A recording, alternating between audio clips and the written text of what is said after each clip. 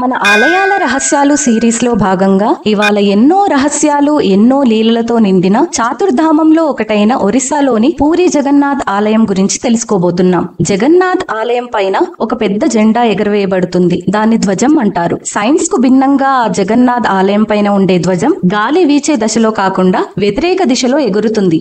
ఇలా ఎందుకు జరుగుతుందా అని ఎంతమంది శాస్త్రవేత్తలు కనుక్కుందామని ప్రయత్నించినా ఇప్పటి వరకు అది ఒక రహస్యంగానే ఉంది. ఆలయానికి 210 అడుగుల పైన ఎత్తులో ఉండే ఆ ధ్వజాన్ని పూజారులు రోజు ఎక్కి మారుస్తారు.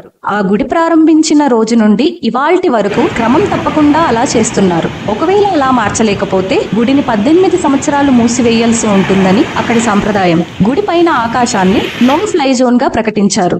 ఎందుకంటే గుడి పైన ఎలాంటి విమానం కానీ హెలికాప్టర్ కానీ ఎగరలేదట. ఆ జగన్నాథుడి శక్తి వాటిని ఎగరకుండా ఆపుతుందని అందరి నమ్మకం. తర్వాత చెప్పుకోవాల్సింది గుడి గోపురం మీద ఉన్న సుదర్శన చక్రం. ఏ కోణంలో నుండి చూసినా ఒకేలా సుదర్శన చక్రం మనకు దర్శనమిస్తుంది. అంత గొప్పగా ఆ చక్రాన్ని అక్కడ ఏర్పాటు చేశారు. పూరి ఆలయం విశేషాల్లో ముఖ్యంగా చెప్పుకోవాల్సింది మహాప్రసాదం గురించి. భక్తులు వేలల్లో వచ్చినా లక్షల్లో వచ్చినా మా మహాప్రసాదం కొంచెం కూడా తక్కువ పడడం కానీ కొంచెం కూడా వృధా అవ్వడం కానీ జరగలేదు ఇప్పటి వరకు. అసలు అర్థం కాని విషయం ఏంటంటే రోజు ఒకటే కొలతతో చేసే ఆ ప్రసాదం అందరికీ ఎలా సరిపోతుంది అని. ఇది ఆ జగన్నాథుడి లీల కాకపోతే మరేంటి?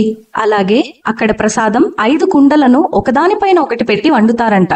వింత ఏంటంటే అన్నిటికన్నా పైన ఉండే ఆ కుండలో ప్రసాదం ముందుగా తయారయ్యి కింద ఉన్న కుండలోని ప్రసాదం చివరగా తయారవుతుందంట.